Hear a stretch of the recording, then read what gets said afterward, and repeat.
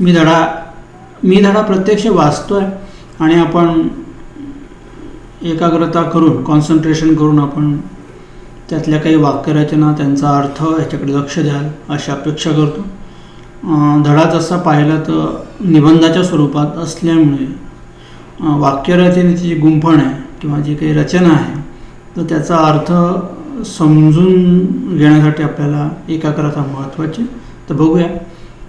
तर हा जो पहिला पॅराग्राफ आहे याच्यामध्ये एका लिफ्टमॅन आणि पॅसेंजर विषयीचं वर्णन आहे. बघा मी अंडरलाईन करतो आहे.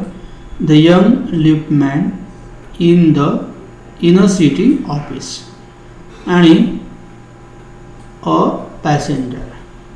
आता यांच्यामध्ये काय प्रसंग घडलेला आहे बघा. मी सहज सोप्या शब्दात आपल्याला सांगेल म्हणजे आपल्याला धडा समजायला पण मदत होईल आणि आपल्याला आवड पण इंटरेस्ट पण वाटेल. तर बघा, young liftman in a city office who threw a passenger out of his lift the other morning and was fined for the offense was undoubtedly in the wrong. तर एक लिफ्टमॅन, आता मोठ्या शहरांमध्ये लिफ्ट जवळ जे काही गार्ड असतात liftman, तर ह्या लिफ्टमॅनने काय केलं की एका पॅसेंजरला म्हणजे एका प्रवाशाला लिफ्टमधनं बाहेर फेकून दिलं. थ्रू म्हणजे काय, बाहेर, थ्रोचा भूतकाळ थ्रू, फेकून दिलं. आणि त्याच्या ह्या कृतीबद्दल त्याने हे जे काही काम केलं त्या पॅसेंजरला बाहेर फेकून दिलं त्याबद्दल वॉज फाईन म्हणजे काय, त्याला दंड ठोठावण्यात आला. फॉर द ऑफेन्स म्हणजे गुन्हा. त्याने हा जो काही गुन्हा केलेला आहे बघा, आपण साधं कोणा धक्का मारला, शर्टाची कॉलर उचलली तरी तो गुन्हा ठरतो. म्हणजे आपण शारीरिकदृष्ट्या कोणालाही इजा पोचवणं हा एक गुन्हाच आहे कायद्याच्या दृष्टीने. आणि म्हणून त्या लिफ्टमॅनला दंड ठोठावला जातो. म्हणजे दंड कोण करतं की कोर्टामध्ये त्याला दंड होतो. म्हणजे कोर्ट त्याला शिक्षा देतं, दंडाची शिक्षा. कशाबद्दल, तर त्याने त्या पॅसेंजरला त्या लिफ्टच्या बाहेर फेकून दिलं म्हणून. आणि वॉज अनडाऊटेडली इन द रॉंग. आणि खरोखर आपण त्या लिफ्टमॅनच्या कृतीचं समर्थन करणार नाही, कारण जेव्हा तो पॅसेंजर त्या लिफ्टमध्ये जात असेल आणि त्यावेळेला जर त्याने त्या पॅसेंजरला धरून बाजूला ढकललं असेल, फेकून दिलं असेल, तर निश्चितच तो जो लिफ्टमॅन आहे हा, त्याचा जो ऑफेन्स आहे, त्याचा जो गुन्हा आहे, त्याचा जो क्राईम आहे हा पनिशेबल आहे. म्हणजे कायद्याने तो गुन्हेगार ठरतो आणि त्याला त्याची शिक्षा, दंडात्मक शिक्षा त्याला मिळालेली आहे. आता नेमकं त्याने का फेकलं याचं जर कारणाचा आपण विचार केला तर it was a question of please. आता प्लीज म्हटलं नाही त्याला, म्हणजे आपण म्हणूया की प्लीज हा जो शब्द आहे हा एटिकेट, मॅनर्स, शिष्टाचार दर्शवतो है ना. त्याने फक्त त्या पॅसेंजरने प्लीज शब्द वापरला नाही त्याच्या बोलण्यामध्ये. म्हणजे तो पॅसेंजर थोडा ॲरोगंट असेल है ना, तर म्हणून प्लीज असं तो म्हणाला नाही, तो पॅसेंजर म्हणाला नाही लिफ्टमॅनला. आणि म्हणून लिफ्टमॅनने काय केलं की त्याला लिफ्टच्या बाहेर फेकून दिलं. The complainant entering the lift sed top. मग त्याच्याबद्दल तो जो तक्रारदार आहे तो काय म्हणतो, टॉप म्हणजे मला वरच्या मजल्यावर जायचं आहे. Top saying I want to go top. आणि लिफ्टमॅन एक्सपेक्टेड टॉप प्लीज. म्हणजे लिफ्टमॅनला म्हणणं काय होतं की तू टॉप प्लीज असं म्हटलं पाहिजे, तू फक्त टॉप असं म्हणायचं नाही. आता एवढ्याच प्लीज शब्दावरून त्यांच्यामध्ये तो वाद झाला आणि लिफ्टमॅनला शेवटी त्याची शिक्षा भोगावी लागते. आता इथे पॅसेंजरचं म्हणणं त्याने जे काही केलं, टॉप प्लीज म्हटलं नाही वगैरे, तर म्हणून लिफ्टमॅनला जी काही शिक्षा झाली त्याच्यात आपण लिफ्टमॅनचं समर्थन बिलकुल करणार नाही. कारण त्याने जी कृती केलेली आहे ती त्याची फिजिकल ॲसल्ट म्हणजे शारीरिक हल्ला, दॅट इज लिगली ऑफेन्स. पण त्याचबरोबर आपण त्या पॅसेंजरचंही समर्थन करणार नाही, कारण पॅसेंजरने जर प्लीज म्हटलं असतं तर हा जो आउटरेज आहे, हा जो काही वाद आहे, हा तिथेच मिटला असता. पण तसं झालं नाही. The liftman demanded top please and this concession being refused, he not only declined to comply with the instruction but hurled the passenger out of the lift. म्हणजे त्या लिफ्टमॅनने त्या पॅसेंजरला बाहेर फेकून दिलं. कशाबद्दल? तर तो जो माणूस आहे, पॅसेंजर आहे, हा टॉप प्लीज म्हणत नाही आणि म्हणून त्याला तो लिफ्टमधनं बाहेर ढकलून देतो. कन्सेशन म्हणजे सवलत. म्हणजे प्लीज शब्द म्हटला असता तो पॅसेंजर तर वाद त्या ठिकाणी मिटला असता.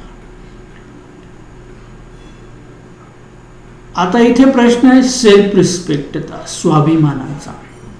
म्हणजे लिफ्टमॅन हा जरी जॉब छोटासा असला, म्हणजे आपल्या दृष्टीने तो एक थोडासा कमी दर्जाचा जॉब आहे, काम आहे, पण काम छोट्या दर्जाचं असो की मोठ्या दर्जाचं असो, सेल्फ रिस्पेक्ट म्हणजे प्रत्येकाला असतोच आणि तो रिस्पेक्ट प्रत्येकाला दिला गेला पाहिजे. आणि या ठिकाणी त्याचा रिस्पेक्ट त्या लिफ्टमॅनला दिला गेला नाही आणि म्हणून त्याचा स्वाभिमान दुखावला आणि त्याने त्या पॅसेंजरला लिफ्टच्या बाहेर फेकून दिला. आता इथे मॉरल बघ, आपण बघितलं की A.G. गार्डनर यांच्या निबंधाचे विषय नैतिकता, morality in the society in daily everyday life.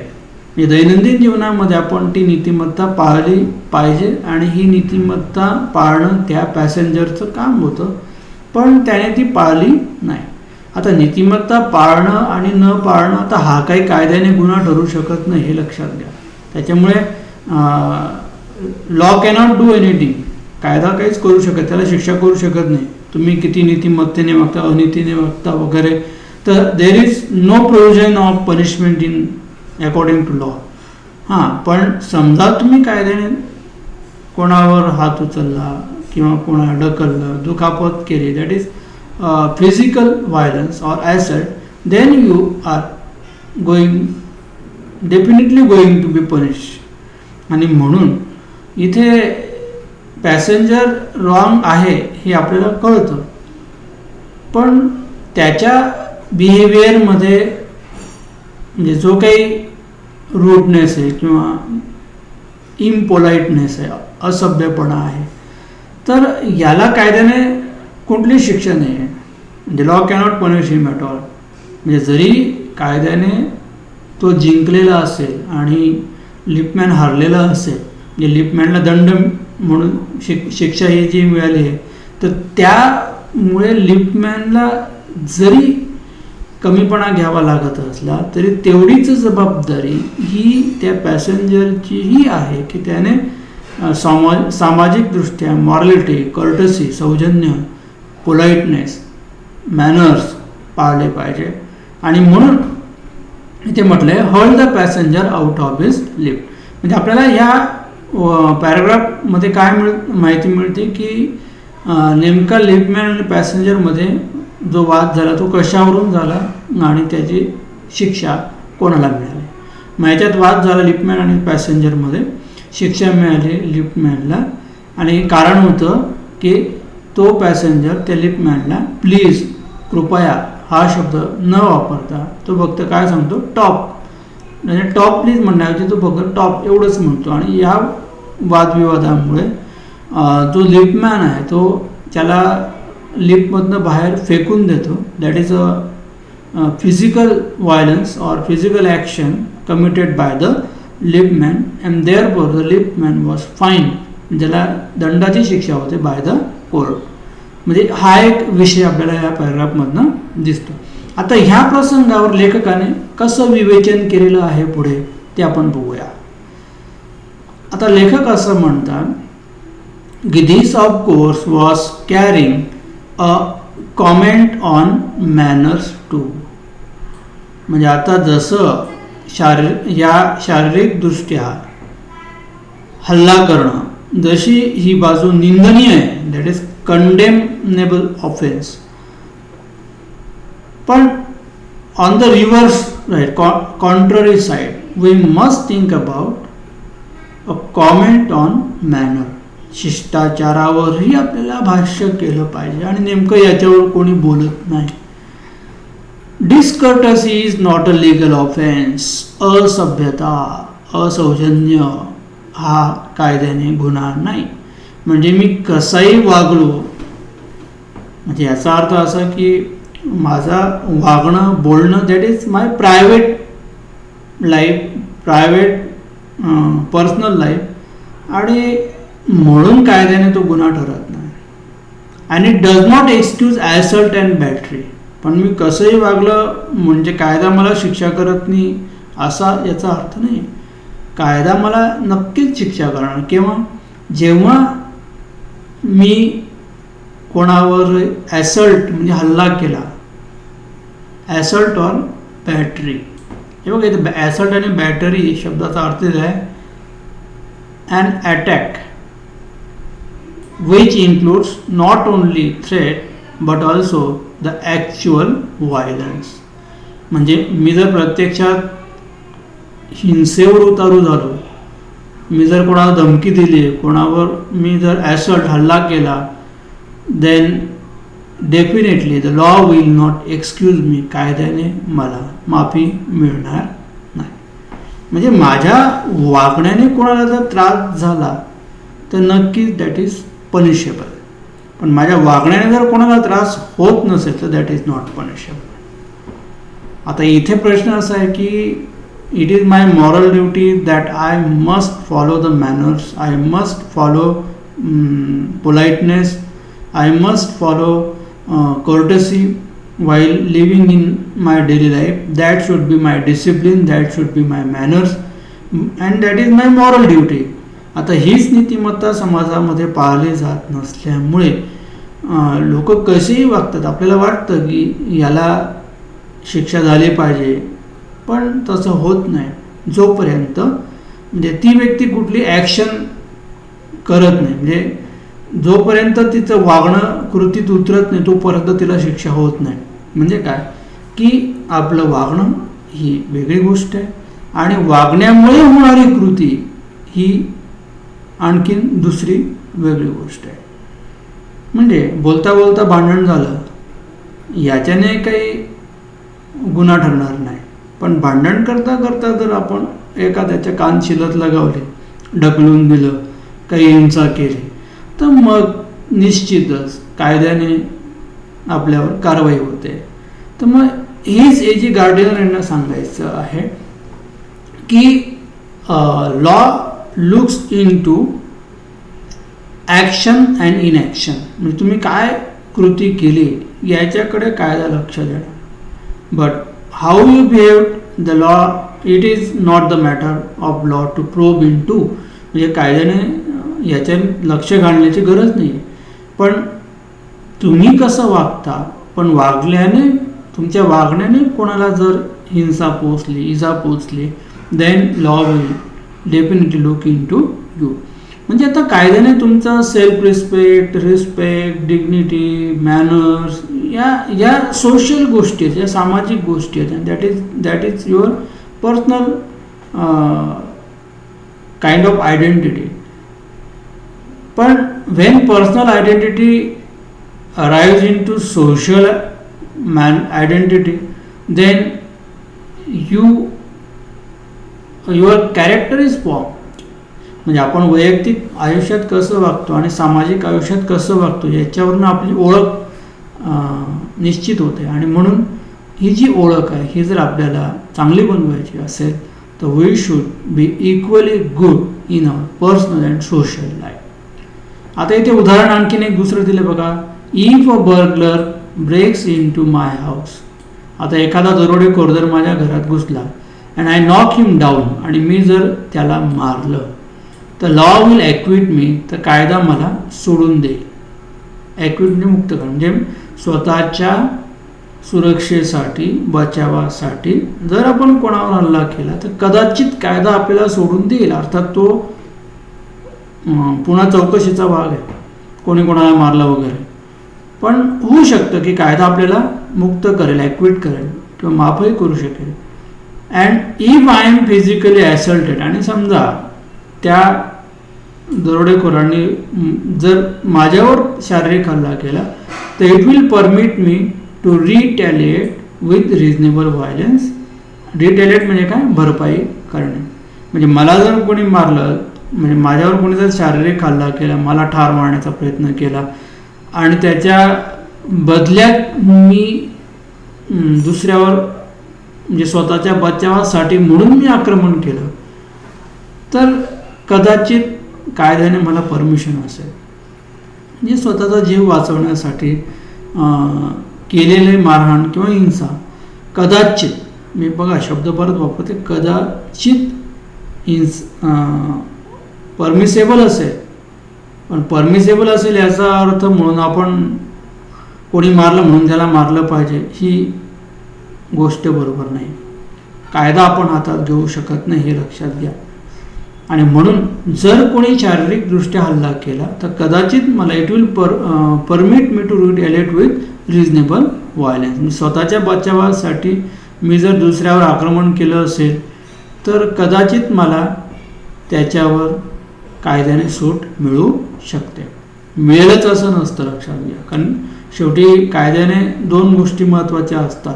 एक की तक्रारदार आणि त्याच्या विरुद्ध असलेला प्रतिवादी, म्हणजे दोन ज्या विरुद्ध पार्टीज असतात यांच्या मधल्या गोष्टी ऐकून घेतल्यानंतर, साक्षी पुरावे सिद्ध झाल्यानंतर जर न्यायालयाला वाटलं तर आपली शिक्षा माफ होते, नाही तर ती होत नाही. त्याच्यामुळे सरळ सरळ कोणीही आपल्यावर हल्ला केला म्हणून आपण त्याच्यावर हल्ला करा, ही गोष्ट ॲक्च्युली लिगली नॉट रिजनेबल. पण स्वतःचा जीव वाचवण्यासाठी म्हणून आपण जर कृती केली तर कायदा आपल्याला माफही करू शकेल. आता ह्या प्रसंगामध्ये काय आहे की burglar is actually the criminal or he is offender. आता जो लुटारू हा जो दरोडेखोर आहे हा खरा गुन्हेगार आहे. He is a criminal, actually a criminal, and therefore law will definitely punish you, isn't it? And law may excuse me if I try to save myself if the burglar attacked on me. जर त्याने माझ्यावर आक्रमण केलं तर कायदा मला वाचवूही शकेल. या सगळ्या शक्यतांचा विचार या ठिकाणी लेखकाने केलेला. आता हा जो प्रसंग आहे हा रिटॅलिएशनचा म्हणजे भरपाईचा आहे. म्हणजे बर्गलरने मारलं म्हणून आपण बर्गलरला त्याच्या प्रति हल्ल्यामध्ये आपण त्याला मारलं, तर या झटापटीमध्ये जे काही नुकसान होणार आहे की ज्याच्यामध्ये सगळ्यात जास्त नुकसान तर बर्गलरचं होणार आहे, कारण सगळ्यात जास्त शिक्षाही बर्गलरला होणार आहे. आणि कदाचित आपल्याला त्याच्यामध्ये एक्सक्यूज म्हणजे माफी मिळू शकते किंवा we may be acquitted in this incident. It does this because the burglar and my assailant have broken quite definite commands of the law. बघा लेखकाने लगेच म्हटलेलं आहे की या ठिकाणी बर्गलर जो काही लुटारू आहे, दरोडेखोर आहे, आणि ॲसेलंट, ॲसेलंट म्हणजे काय? अटॅकर म्हणजे हल्ला करणारा. अँड माय ॲसेलंट, बघा लेखक काय सांगतोय, ॲसेलंट म्हणजे हल्ला करणार, ज्याच्यावर हल्ला झाला तो आणि ज्याने घरात जाऊन घर लुटण्याचा प्रयत्न केला तो दरोडेखोर. तर दोन्हींनीही broken definite commands of law म्हणजे त्यांनी कायद्याचं उल्लंघन केलेलं आहे. म्हणजे बघा कायद्याने असं असतं ना की जर कोणी आपल्यावर हात उचलला तर त्याच्या बदल्यात आपण शांत राहणं, हात न उचलणं हे कदाचित शहाणपणाचं ठरू शकतं. म्हणजे थोडक्यात काय की जशास तसं आपण जर वागलं तर कदाचित कायद्याने आपली सुटका होऊ शकत नाही. म्हणजे एखाद्याने आपल्याला मारलं म्हणून आपण त्याला जाऊन मारून यायचं, तर ह्या गोष्टी कायद्याने समर्थनार्थ नाही आहे. लेखक म्हणतायत की तुम्ही दोन्ही जणांनी म्हणजे मारणारा आणि मार खाणारा आणि मार खाऊन परत जो मार खाणारा आहे त्याने जर मारणाऱ्याला मारलं तर याच्यामध्ये काय होतं की कायद्याचं उल्लंघन होतं. आणि म्हणून असं म्हणतात ना की whenever any incident happen you should think about the law, you should not take the law into hand. Of course की आपला सेल्फ रिस्पेक्ट दुखावला गेला आहे, आपल्यावर आक्रमण झालेलं आहे, आपल्याला शारीरिक इजा झालेली आहे, पण तरीही कायदा आपल्याला अधिकार देत नाही की आपण दुसऱ्याला त्याने जसं कृत्य केलं आपण तसंच कृत्य त्याच्या संदर्भात करावं. तर that is not allowed according to law. But no legal system could attempt to legislate against bad manners. आता सगळ्यात महत्त्वाची गोष्ट काय की कुठलीही कायदेशीर व्यवस्था ही वाईट मॅनर्स म्हणजे वाईट शिष्टाचाराविरुद्ध कायदे किंवा नियम तयार करू शकत नाही.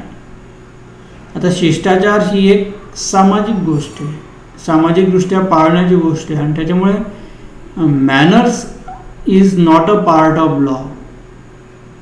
But physical action, assault, battery म्हणजे ते दिले बघा हे शब्द आहे ना, ॲसॉल्ट, बॅटरी, व्हायलन्स, तर ह्या ज्या गोष्टी आहेत ह्या पनिशेबल आहे. अँड कुड sanction the use of violence against something which it does not itself recognize as a legally punishable offense, or could sanction the use of violence against something which it does not recognize itself as a legally punishable offense. म्हणजे आता कायदा हे मंजूर करत नाही की आपण हिंसेचा वापर केला एखाद्या गोष्टीविरुद्ध, तर which it does not itself recognize as a legally punishable offense. बघा ह्यावेळी तुम्ही नीट समजून घ्या. Could sanction the use of violence. आता कुठलाही legal system, no legal system could sanction the use of violence against something which it does not itself recognise as a legally punishable offence. म्हणजे जर कोर्टाला असं वाटलं की हा कायद्याने गुन्हा होऊ शकत नाही तर न्यायालय त्याला गुन्हेगार ठरवत नाही. आता इथे मॅनर्स म्हणजे माझं वागणं आणि मी केलेली हिंसा याच्यामध्ये फरक आहे. Manners cannot be punished. No legal system could attempt to legislate against good bad manners. कुठलेही वाईट शिष्टाचाराविरुद्ध नियम किंवा कायदे तयार होऊ शकत नाही. or could sanction the use of violence against something which it does not recognize as a legally punishable offense. पण कायद्याला जर असं वाटलं नाही की हा कायद्याने गुन्हा होत नाही तर कायदा तो गुन्हा मंजूर करणार नाही किंवा त्या खटल्याला कायदा शिक्षा देणार नाही. And our sympathy with the lidsman, we must admit that law is reasonable. आता इथे कायदा हा रिझनेबलच आहे. म्हणजे कायद्याने सचत विवेक बुद्धीनेच विचार करून न्याय दिला जात असल्यामुळे जरी आपली सहानुभूती लिफ्टमॅनची असली किंवा किंवा त्याला टॉप प्लीज त्याने पॅसेंजरने म्हटलं पाहिजे होतं हे जरी खरं असलं तरी कायद्याचंही बरोबर आहे. याचं कारण असं आहे की जर म्हणजे आपण म्हणजे कोणाला मारलं आणि कोणी आपल्याला मारला हे जर समाजात असंच चालू राहिलं तर काय होईल.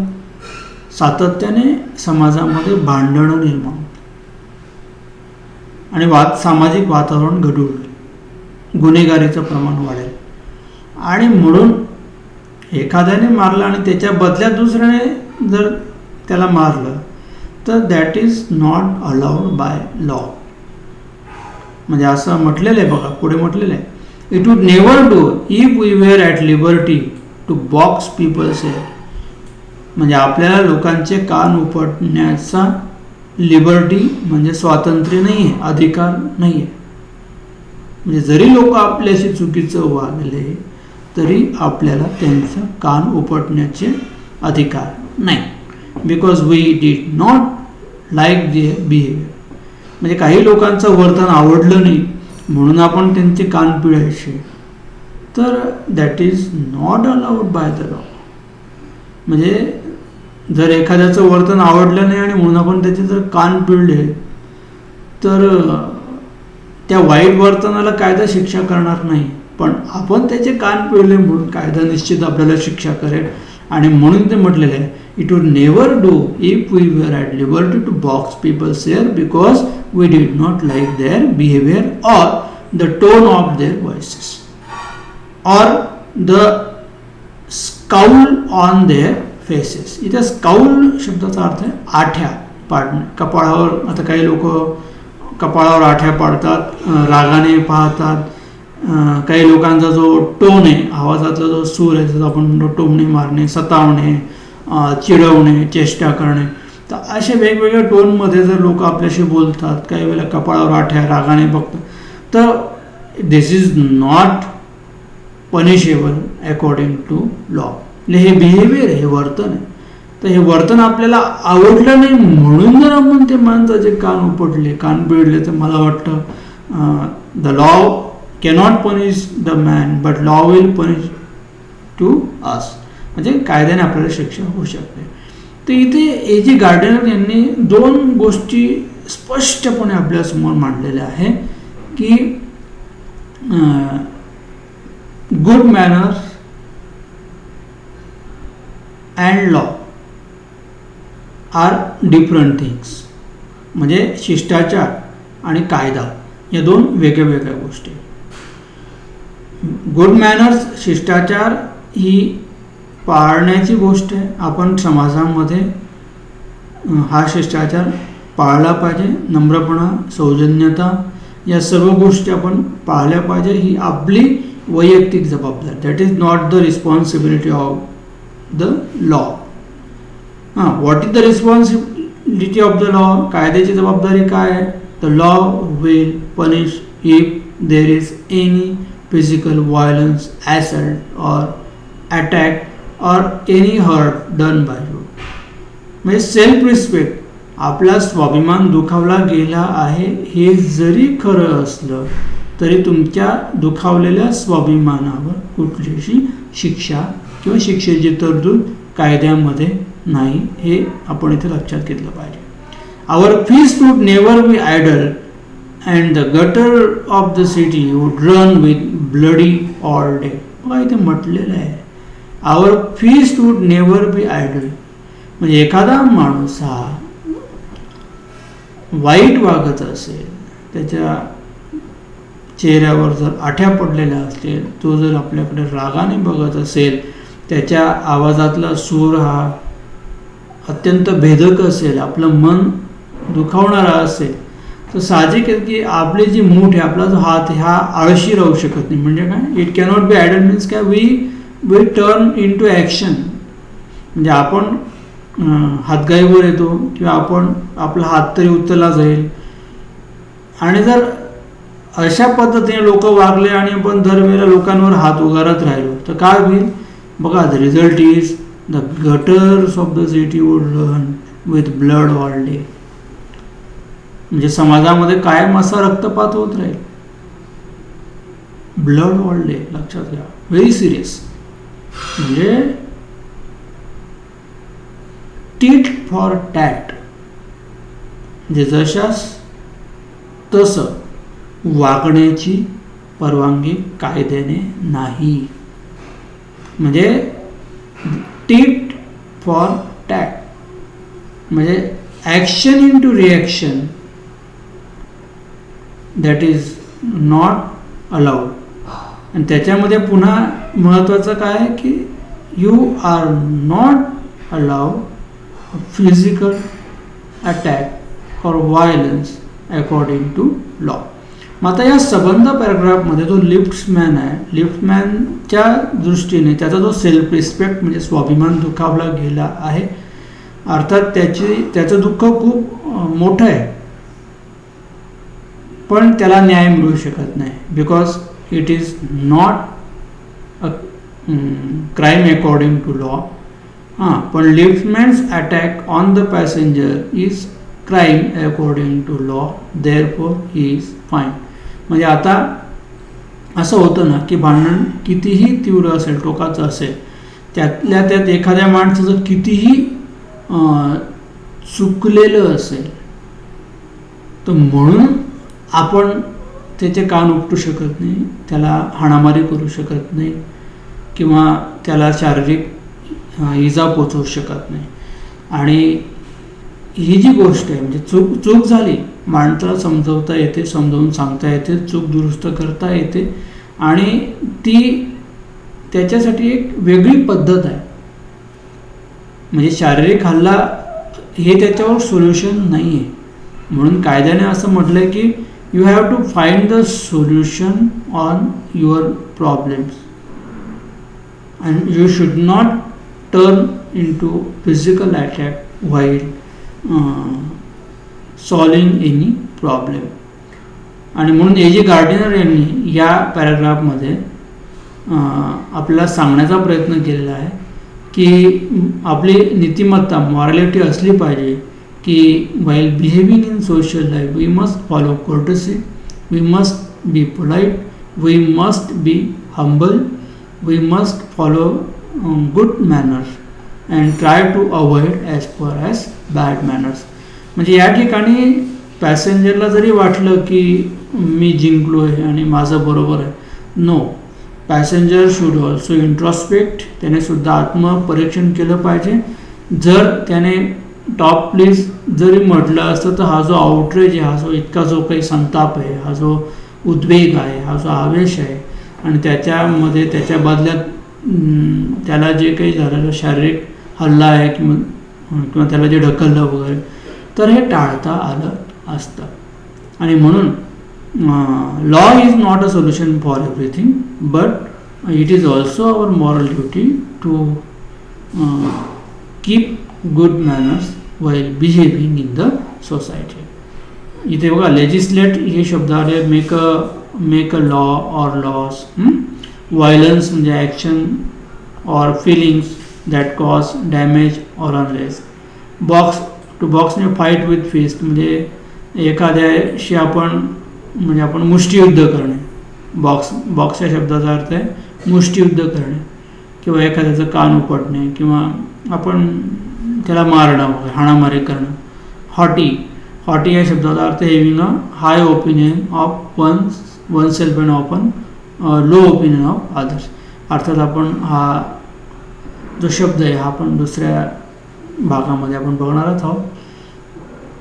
तर मला आशा आहे की आपल्याला समजलं असेल की या प्रसंगामध्ये द लिफ्टमॅन आणि पॅसेंजर याच्यामध्ये दोन्हींचंही चुकलेलं आहे, आणि दोन्ही जण त्यांच्या चुका त्यांच्या स्तरावर दुरुस्त करू शकले असते, आणि त्यांना ती संधी होती.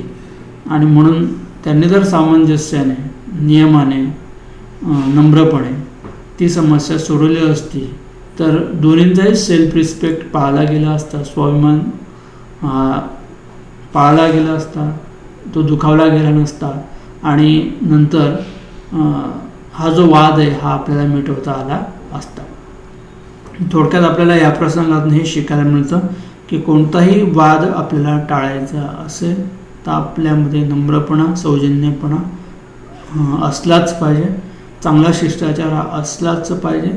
म्हणजे त्याच्याने आपल्याला वाद टाळता येतो. बघा असं म्हणतात ना की शहाण्याने कोर्टाची पायरी चढू नये, म्हणजे wise person should not step into law. तर जर ती समस्या सहज सुटण्यासारखी असेल तर आपल्याला कायद्याची मदत किंवा कायदा हातात घेण्याची गरज नाही. समस्या सुटत नसेल तर कायद्याने म्हणजे कायदेशीर जाणं ही योग्य गोष्ट आहे, पण आपल्या वागण्याने आणि मग त्याच्याने शारीरिक दुखापत करणे, वाईट वागणं, मग या सगळ्या गोष्टी ह्या आपल्यामध्ये वाद वाढवणाऱ्या असतात, सामाजिक वातावरण बिघडवणाऱ्या असतात. आणि म्हणून दैनंदिन जीवनामध्ये बघा संदेश काय आहे की दैनंदिन जीवनामध्ये आपण शिष्टाचार पाळला पाहिजे. We must follow good manner while behaving and living in the society. तर आपण पुढचा भाग हा दुसऱ्या व्हिडिओ लेक्चरमध्ये घेणार आहोत. तोपर्यंत गुड बाय.